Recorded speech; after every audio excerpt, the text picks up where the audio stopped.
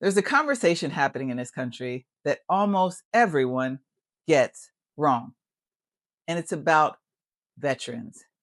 It's about veterans' disability benefits. People think they understand it, and they don't. People think they can see disability, and they can't. People think they know what the VA does, and most truly don't.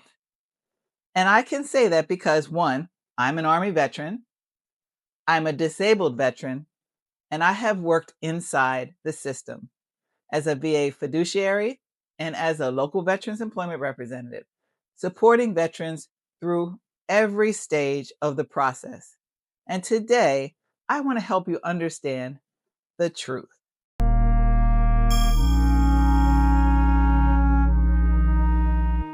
The biggest misconception about veterans' disability benefits is that the people expecting disability to look a certain way.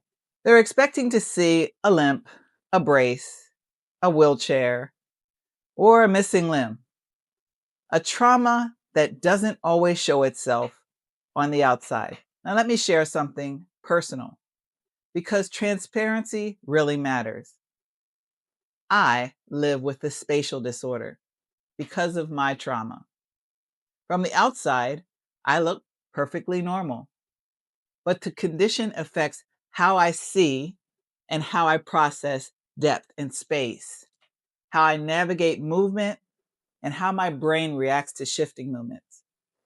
For years, driving home from work was the hardest part of my day. Not the job at all, the drive.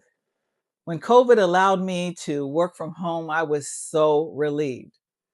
I functioned well at home, and it was easy for me not to go outside. But when I returned back to the work office, I was sweating bullets. Everything came back with the force.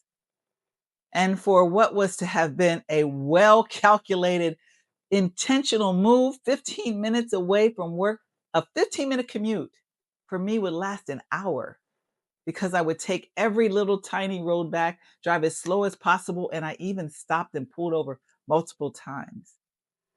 And when daylight savings ended and I knew I had to leave work at 6 p.m. in order for me to have that 4-day work week, my heart raced from the beginning of the workday to the end because I knew it would be pitch dark when I got off.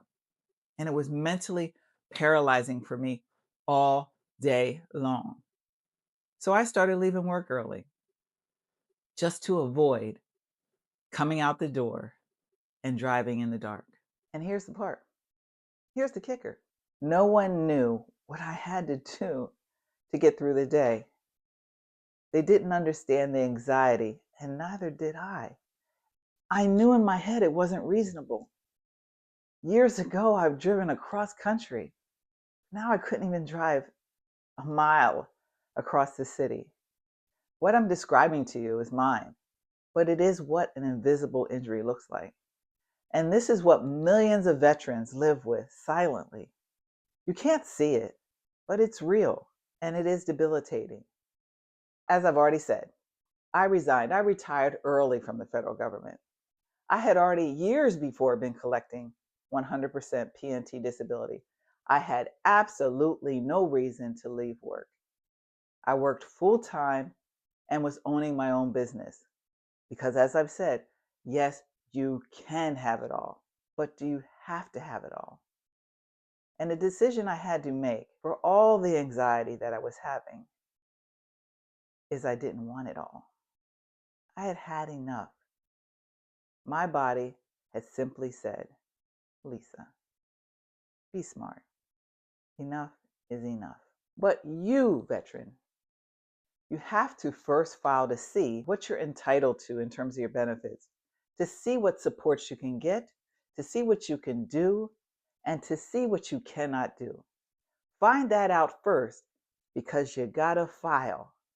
And most veterans, because I've worked on both ends of the spectrum as a veteran and working with veterans, most veterans don't file. They distrust the VA because of stuff they've heard, and they don't want their families to worry.